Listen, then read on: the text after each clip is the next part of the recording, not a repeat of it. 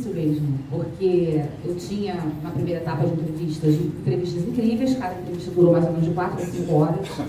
Botei 25 mulheres falando durante 4 a 5 horas, é um universo muito grande. Eu teria material para fazer uma série de 10 episódios de 1 hora, muito rica em material. A gente precisava construir um filme com uma linguagem cinematográfica. O Dogville sempre foi uma referência, muito porque acontece no filme também, né? Que é aquela coisa da opressão, o espaço de opressão também. Um outro filme que também foi muito, quando eu comecei a pensar na construção, foi O César Deve Morrer, que também é um filme de um único espaço, eles são presos, eles não tropeçam, enfim. Eu trabalhei com essas duas referências o tempo inteiro. Por quê? Porque eu tinha depoimentos ótimos, eu podia fazer um filme lá, o meu mestre Eduardo Coutinho, ficaria lindo, mas eu precisava trazer a pulsão do que foi essa coisa. Os corpos, né, quando a gente decide colocar aquelas meninas, que eu não chamo de atrizes, eu chamo de corpos superviventes ali, para mostrar que essas mulheres foram presas muito jovens, né? A Dilma com 19, tinha gente com 23, tinha a Guida com 18. A gente não está falando de pessoas muito maduras na empresa, estamos falando de juventude, né, que está sendo realmente oprimida no auge da vida. E essas duas referências sempre fez parte para mim. Assim, um outro filme que também fazia muita referência para mim é A Imagem que Falta. Porque como que eu trazia isso? Foi um processo longo, bastante longo, de chegar nesses dispositivos que eu chamo, né, de memória. Porque aí o que acontece? No final eu precisava criar não só um dispositivo para o cinema, da linguagem cinematográfica, mas eu precisava criar um dispositivo para elas. Porque eu sabia que elas trabalhavam com psicodrama, entre elas havia algumas, a Rita falava muito disso para mim, que elas faziam esse trabalho de psicodrama entre elas, mas que eu não podia filmar isso jamais, porque seria uma coisa realmente íntima delas. Então, quando surge o cenário da torre, ele é quase uma instalação de provocação, para conseguir puxar o fio da memória. Porque eu sentia que nas entrevistas elas funcionavam de um jeito, no coletivo era outra coisa. E esse coletivo ajudava muito, eu precisava criar esse ambiente ali e a gente apostou tudo, todo o dinheiro do filme, basicamente, na Numi. Esse cenário, se desse errado, se elas rejeitassem aquele espaço, a gente não tinha filme, né? Ia fazer um filme de entrevistas. E a primeira a entrar na torre, a gente ficava nos monitores do lado de fora, eu tive quase nenhuma interferência dentro da torre, eu praticamente não entrei lá. A gente ficava nos monitores e elas entravam, e todas as reações eram 2 câmeras lá dentro, e eles captavam, e elas iam falando, porque elas se dirigiam ao câmera, muitas vezes elas não estão falando comigo, elas estão falando com o câmera, assim, toda emocionada, e elas ficavam, e a ponto de uma chegar e falar, minha câmera aqui, a Ryoko está aqui, e ela não me deixa mentir, a Ryoko morava perto do estúdio, e ela pediu para, à noite tem alguém aqui, eu falei, eu queria ficar aqui, eu queria voltar para a torre. Isso, para mim, acho que para a Glauce, que criou esse espaço de memória para ela, foi algo assim, que para a gente não sabe nem descrever o que é isso. Que eu acho que é o papel da arte, né? Você cria ali dispositivos com que acontece a mágica ali, e é isso, a mágica, quando elas entravam naquele espaço, embora seja um espaço rascunhado, né? Totalmente diferente, eu acho que a Rita pode falar. Eu gostaria até que ela falasse um pouco como é que foi para ela viver, interagir com esse espaço aí. Primeiro, agradecer estar aqui entre vocês, realmente é um privilégio. Assim como o filme também. A participação no filme, o pensado no filme. Mas eu queria falar um pouquinho sobre isso que a Suzana está falando, que eu acho que tem uma importância grande. Porque eu entendo hoje o filme como um filme testemunho. Um filme testemunho é um filme onde há uma... Seria importante definir o que é o testemunho hoje para a gente. Eu participo da Comissão de Anistia, então essa questão da memória do testemunho vem sendo muito discutida entre a gente, não só discutida, como hoje há projetos que foram feitos pela Comissão, vem sendo feito pela Comissão, que são projetos de memória, e eles dizem exatamente, né, da questão também do testemunho e da verdade. Então, há uma diferença entre o testemunho, por exemplo, e um relato, um depoimento. O testemunho acontece quando há uma escuta. E eu entendo que o filme ele tem uma característica muito forte nesse sentido.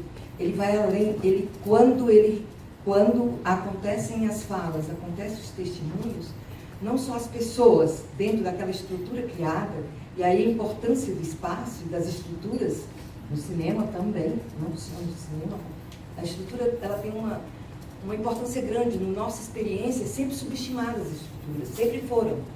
E a gente sabe um pouco disso também. Mas no filme, a torre, ela não é que ela foi reproduzida. E aí o trabalho de arte e o trabalho de confecção dessa torre, porque é uma torre nova, seria uma torre nova, mas é uma torre com quem a gente se identificou. E por que se identificou? Porque ela também foi o espaço do testemunho. Quando as pessoas entraram na torre, elas foram... A Dulce, então, quando ela entra na torre, é fantástica, Luciana. A Dulce é como se o passado tivesse sido resgatado naquele momento para ela.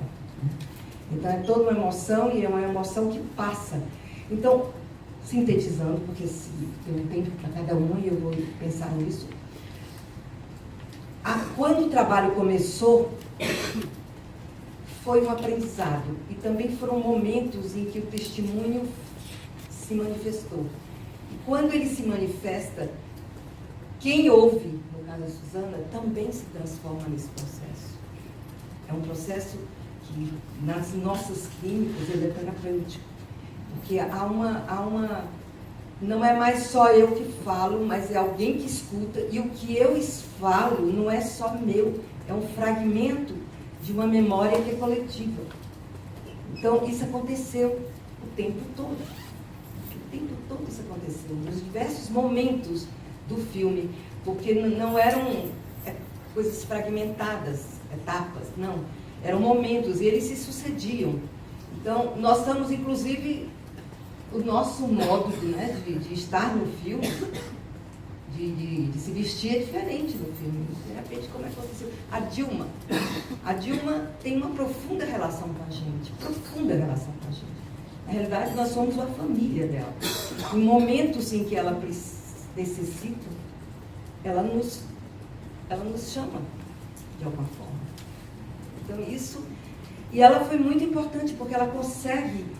Ela também, o testemunho dela, que eu nunca tinha ouvido a Dilma, falando sobre aquilo no cinema que eu vou ver, porque essa questão toda, ela foi muito silenciosa para a sociedade brasileira e para nós, militantes políticos. Eu comecei a falar nisso em 2011, eu acho. Não, um pouco mais. Essa questão da gente não lembrar o que está acontecendo aqui agora, 2011, é uma questão também interessante, porque a memória é assim. Ela não é uma... E a memória do filme, a torre reproduzida como memória, é uma estrutura que diz de uma importância muito grande hoje. Então, eu vi há pouco tempo, eu vou encerrar com isso, num debate lá em São Paulo, uma criminalista, que eu não lembro o nome dela agora, é uma professora da USP, ela falou uma coisa que me surpreendeu, não era uma fala para... Era uma fala no Memorial da Resistência, eu não lembro bem o tema qual era. Mas ela falou o seguinte: as pessoas que têm condição de denunciar o sistema prisional brasileiro são as pessoas que passaram pelo presídio, principalmente os ex-presos políticos. Porque ao chegarem no presídio, eles tinham uma consciência política. Eles viam aquele espaço todo de uma forma diferenciada. Então, são essas pessoas que têm condição. Na hora eu pensei, mais uma responsabilidade que a gente assume. Assume, no caso, eu, naquela hora, porque realmente é uma amostra também, quer dizer, é uma demonstração do que é o sistema prisional brasileiro, vivenciado por pessoas que conseguiram transformar tudo aquilo que acontecia em momentos de alegria, em momentos de felicidade, muitas vezes. Eu lembro, a Lúcia não queria sair também, não era só rir, queria dormir da torre. A Lúcia Coelho, ela não queria sair no dia em que ela fez pensar. As roupas estavam dentro, ela tinha chegado sem malas, claro, nem sem sacola, mas era mais um saco. Ela dizia assim, eu não quero sair. As pessoas colocavam a roupa dentro do saco. Ela dizia, não, fiquem com a roupa. Ela saía distribuindo a roupa, porque eu vou voltar, eu não quero sair daqui. Então, e a escolta estava esperando, então não dava tempo. Ela já dizia, vai. Enfim. vamos parando aqui, mas o filme tem essa importância. Resumindo, é um filme que traz, é um filme de memória, é um filme de testemunho. Isso é importante, eu acho, para quem faz cinema também, pensar isso. O que é um filme de testemunho? Nós estamos, a Suzana está, nesse sentido, eu não sei, colocando uma questão. O que é um filme de testemunho? Filipe Pitanga.